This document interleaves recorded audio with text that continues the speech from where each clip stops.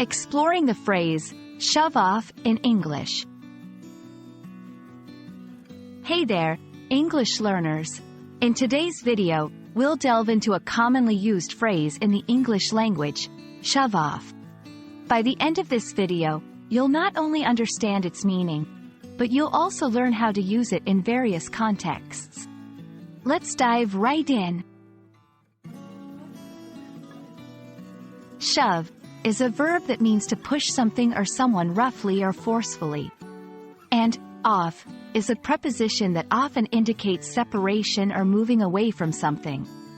When combined, the phrase, shove off, can be taken literally to mean pushing something away from its current position, often from a dock or a shore, like a boat. Example, before setting sail, the sailor had to shove off the boat from the pier. In everyday conversation, shove off is more commonly used in a figurative sense. It can be a casual or informal way to tell someone to go away or leave. Sometimes, it can come off as rude, so be cautious about the tone and context when using it. Examples: it's my turn on the gaming console. Shove off. If you're not here to help, you might as well shove off.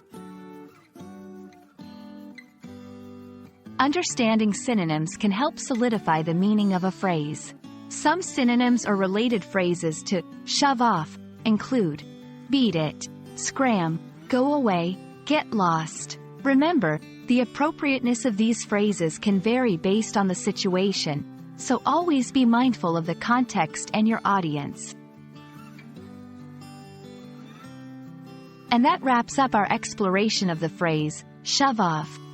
We hope this video shed light on how to use this term both literally and figuratively. As with any phrase in English, context is key. So, practice using shove off in various situations, and soon it'll become a natural part of your vocabulary. Happy learning, and until next time.